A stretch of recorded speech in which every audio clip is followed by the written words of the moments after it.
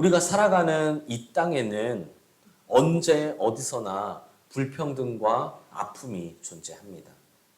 수천 년 전에도 수백 년 전에도 최첨단을 살아가고 있는 지금도 존재하고요. 우리나라는 물론 전 세계 어디에서도 이 불평등과 아픔은 늘 존재해 왔고 존재하고 있습니다. 오늘날은 직관적으로 보이는 불평등은 과거에 비해 확실히 줄어들긴 했지만 알게 모르게 존재하는 보이지 않는 불평등은 여전히 어쩌면 오히려 더 많은 사람들에게 아픔을 주고 있죠. 불평등이나 아픔이 없을 수만 있다면 얼마나 좋을까요? 모두가 평등한 세상, 모두가 행복한 세상, 참 좋죠. 그런 세상이 올 수 있다면 얼마나 좋겠습니까? 그러면 아무런 걱정 없이 살아갈 수 있을 겁니다. 우리 지난 한 주간도 혹시 우리 가운데 누군가는 이런저런 걱정을 하며 살아왔을 수도 있습니다. 이런저런 예상치 못한 문제 때문에 말이죠. 그런 걱정 없이 우리가 늘 기쁘게 살아갈 수 있다는 거예요. 불평등이 없다면 말이죠. 그러나 그건 불가능한 일입니다. 성경은 이 땅엔 불평등과 아픔이 존재할 수밖에 없다고 말합니다. 11절에서 오늘 뭐라고 하나요? 이 땅에는 언제든지 가난한 자가 그치지 않는다 라고 말하시죠. 제가 주장하는 게 아니라 하나님의 말씀입니다. 이 땅에는요, 언제든지 가난한 자가, 즉 차별이 존재할 수밖에 없다는 거예요. 그럴 수밖에 없다라고 하나님이 말씀하십니다. 우리가 선택한 것은 아니지만요, 사실 사람은 태어날 때부터 다릅니다. 2024년에 한국에서 태어나는 사람과 혹은 저 다른 개발도상국에서 태어나는 사람이 누리는 환경이 같을 수 있을까요? 같은 나라 안에서도요, 어느 부모 아래서 태어나느냐에 따라 다를 수밖에도 없습니다. 한 사람이 가지고 있는 재능의 종류나 크기도 다 다르죠. 운동을 못하고 싶어서 못하는 사람이 어디 있겠습니까? 우리 지금 한창 올림픽 중이죠. 그렇죠? 누가 32강, 누가 16강에서 탈락하고 싶은 사람이 누가 있겠어요? 다 메달 따고 싶죠. 노래를 못하고 싶은 사람, 미적 감각이 부족하고 싶은 사람은 아무도 없습니다. 하지만 우리가 가진 달란트는 다 다르고요. 같은 달란트를 가지고 있다고 해도 그 달란트의 크기가 다르죠. 아프고 싶어서 아픈 사람도 없고 사고 나고 싶어서 사고 나는 사람도 없습니다. 사회 제도도 마찬가지입니다. 내가 태어난 지역에 의해서, 직업에 의해서 등 여러 가지 불평등이 존재하죠. 가만히 생각해 보면요. 굳이 정말 하나하나 다 꼬치꼬치 따지고 들면요. 세상에는 정말로 너무나 많은 불평등이 존재합니다. 다시 말씀드리지만 어쩔 수 없는 일입니다. 죄로 가득한 이 세상에서는요. 어쩔 수 없는 일이에요. 그것이 현실이죠. 혹시나 누군가 내가 이러한 불평등을 완전히 뿌리 뽑겠다. 모두가 동등하고 모두가 평등한 세상을 만들겠다라고 주장한다면 우선 우리는 그 외침이 진실한 것인지를 먼저 확인해 봐야 합니다. 듣기에 달콤한 소리에 그냥 쉽게 넘어가면 안 된다는 거죠. 물론 국가가 제도적으로 어느 정도 보호해 줄 수는 있습니다. 조금이라도 더 나은 사회를 만들기 위해 누군가는 열심히 노력하는 사람도 분명히 있죠. 하지만 아무리 그래도 아무리 막 노력하고 제도적으로 손을 본다 할지라도 이 땅에 존재하는 모든 불평등과 아픔을 없앨 수는 없다는 거예요. 이 세상에서는 말입니다. 모든 차별을 없애주겠다. 금지하겠다. 모두의 인권을 동등하게 여기겠다. 어떤 직업이든 다 동등하게 여기게 만들겠다. 듣기에는 좋은 말이지만 조심해야 합니다. 사실 이 땅에서 불가능한 일을 자신이 해내겠다는 건데 과연 그가 온전히 선한 뜻으로 하는 건지 우리는 한번 생각해 봐야 한다는 거예요. 거짓말할 확률이 높기 때문이죠. 설령 그것이 진심이라 할지라도 과하게 밀어붙이는 그런 주장은요, 결국 자신이 의도치 않은 부작용을, 결과를 낳게 됩니다. 이렇게 세상은 온전하지 못해요. 그런 세상에서 우리의 역할은 무엇일까요? 이렇게 불평등과 차별이, 아픔이 존재할 수밖에 없는 세상. 그런 세상에서 살아가는 우리 성도의 역할이 무엇이냐는 겁니다.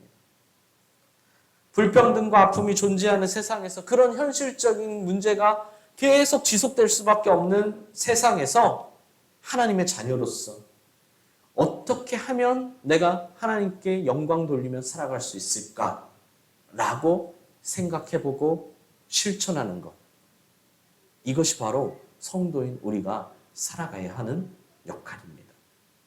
불평등과 아픔을 다 없애겠습니다 하는 게 아니라요, 그러한 현실이 존재할 수밖에 없는 세상 속에서 적어도 나만은 낮은 자리에서 섬기는 자가 되겠습니다 라고 하는 것이라는 거죠. 모든 불평등을 다 없애는 영웅이 되겠습니다, 이게 아니라 그 어려운 현실 속에서 내가 할 수 있는 섬김을 실천하는 자가 되겠습니다 라는 겁니다. 그럼 이렇게 어려운 상황에서 이런 다짐이 어떻게 가능하고 이런 일을 우리가 어떻게 해낼 수 있을까요? 오직 신앙으로만 가능한 일이죠. 하나님의 사랑을 받는 하나님의 자녀로서, 하나님의 은혜로 살아가는 하나님의 백성으로서 자신의 자리에서 말씀대로 살아가고 내 작은 행동을 통해 하나님께 영광 돌리겠다라는 그 믿음으로만 가능한 일이라는 겁니다. 대표적인 예가 사도행전에 나오는 초대교회의 모습이죠. 초대교회의 모습을 보면 그들은 서로를 위해 자신의 것을 나누고 채워주는 모습을 볼 수 있습니다. 누가 시키지 않았지만, 누가 강제하지 않았지만 그들은 자발적으로 나서서 했죠. 여러분, 이게 얼마나 어려운 일인지 아십니까? 콩 한쪽을 가진 사람이 그 한쪽밖에 없는 콩을 작게 나누어, 그것을 나누어 먹는 것만 어려운 게 아니라요, 사실 많이 가진 사람이요, 그 많은 것 중에 아주 작은 일부를 나누는 것 역시 굉장히 어려운 일입니다. 세상에 보면 어쩜 누군가는 비판하는 사람도 있어요. 야, 저 사람 재산이 얼만데 겨우 뭐 1,000만 원 기부하고서 뭐 생색내냐?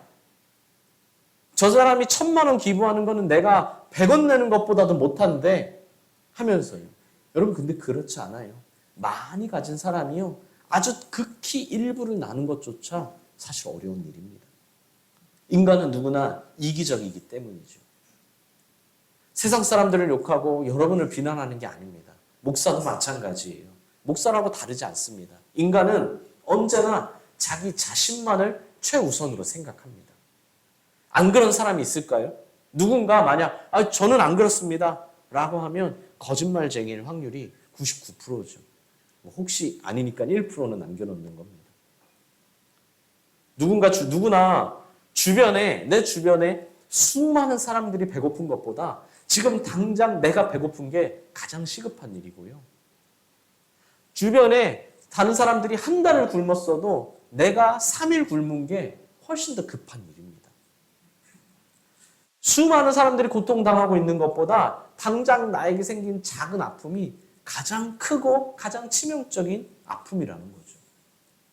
이렇게 말하니까 인간이 너무나 악한 존재 같지만 사실 이게 솔직하고 객관적인 인간의 모습입니다. 모두가 그렇죠. 그렇다면 초대교회에서는 어떻게 그런 일이 가능했을까요? 누가 시키지도 않았는데, 누가 강제한 것도 아닌데 어떻게 내 것을 팔고 나누고 약한 자를 내 몸처럼 사랑하고 그들의 아픔을 내 일처럼 여기는 것, 그런 일이 어떻게 가능했을까요? 당시의 보편적인 문화나 분위기가 그랬을까요? 그렇지 않습니다. 인간은 언제나 똑같아요. 우리가 읽은 본문인 신명기 시대의 인간도, 사도행전 시대의 인간도, 2024년의 인간도 말입니다.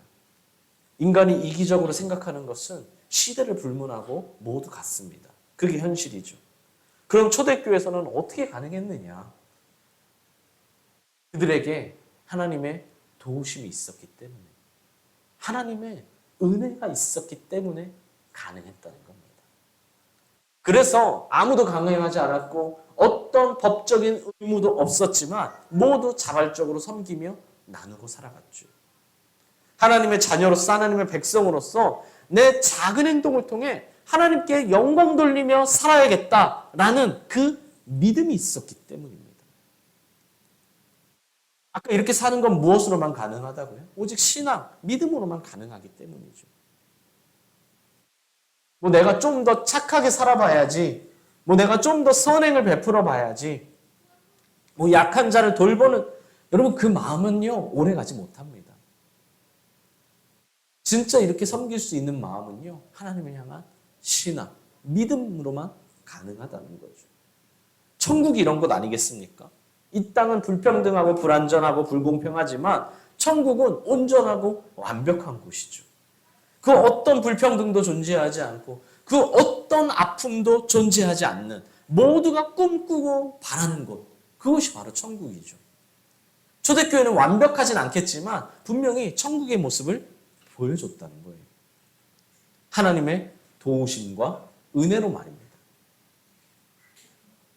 영국의 한 시골 병원에 초라한 행색의 부인이 찾아와 애원했습니다. 선생님, 지금 제 남편이 죽어가고 있습니다. 제발 살려주십시오. 의사는 즉시 왕진 가방을 들고 출발하려고 했어요. 그때 부인이 눈치를 보며 나직이 말했습니다. 선생님, 근데 죄송한데요. 제가 미리 말씀드리는데 저희는 지금 가진 돈이 정말 한 푼도 없습니다. 그래서 미리 말씀드리는 거예요.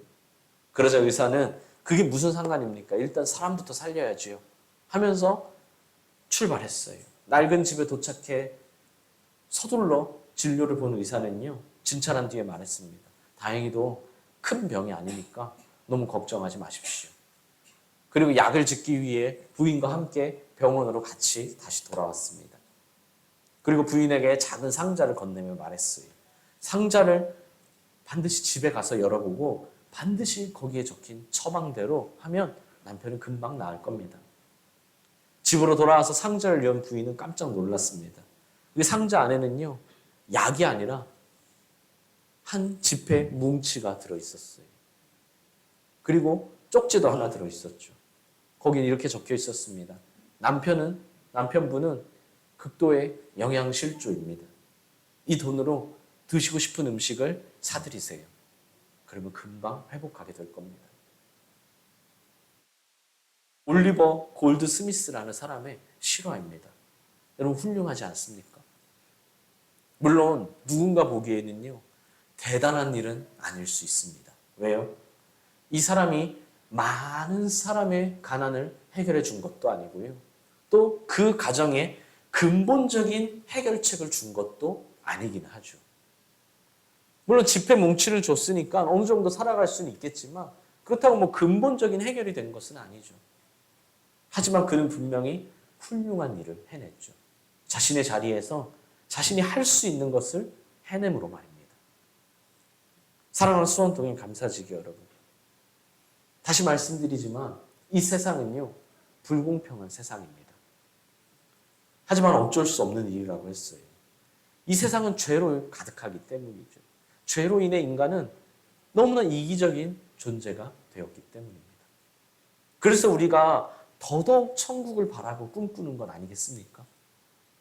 아픔도 눈물도 없는 그 하나님 나라, 그 하나님 나라에 정말 내가 꼭 가고 싶다. 그 하나님 나라에 얼른 가고 싶다. 그것이 우리의 소원이죠. 그러나 하나님은 이 땅을 살아가는 우리에게 비전을 주셨고 또 그 비전을 이룰 수 있는 능력도 주셨습니다. 이 비전을 누군가는 자신의 사명으로 받아들이고요. 누군가는 내게 주어진 숙제로 받아들이고 누군가는 내가 그걸 꼭 피해야 할 부담으로 받아들이기도 합니다. 여러분은 무엇으로 받아들이셨습니까? 부디 여러분에게 주어진 사명으로 받아들이시길 바랍니다. 불평등의 원인을 뿌리 뽑으라는 게 아닙니다. 여러분이 그냥 모든 책임을 다 지라는 것도 아닙니다. 나의 자리에서 내가 할 수 있는 일을 하면 됩니다. 대단하지 않아도 됩니다. 화려하지 않아도 좋습니다. 내가 할 수 있는 작은 섬김, 작은 희생이면 됩니다.